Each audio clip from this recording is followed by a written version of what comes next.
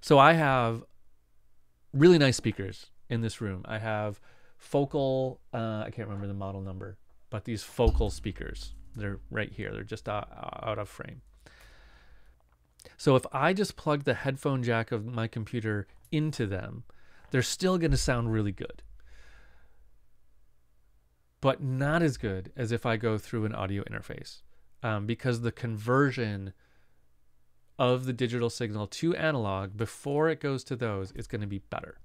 So the way I have it set up is I have an audio interface here. Mine, the one that I'm actually using, is Universal Audio is the name of the company, and the model is Apollo Twin. It's a small one. I can only plug in 2 instruments at a time.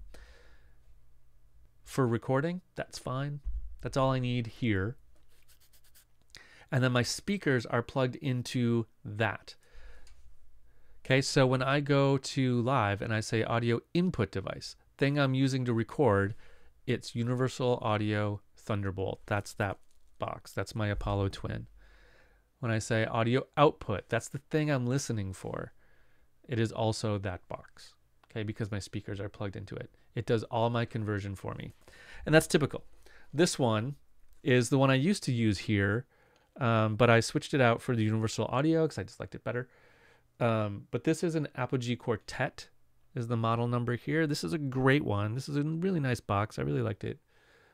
It has a bunch of inputs and outputs, and it works really the same.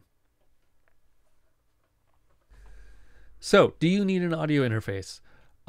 You probably don't need one, like italicized need. But it will make things sound better very, very slightly. And if you're recording, you probably do need one, unless you're just recording one microphone. So if money is no object, get an audio interface. If money is an object, get a cheap audio interface. And if you can't afford to buy anything extra, that's just fine. Don't use an audio interface. You'll be just fine.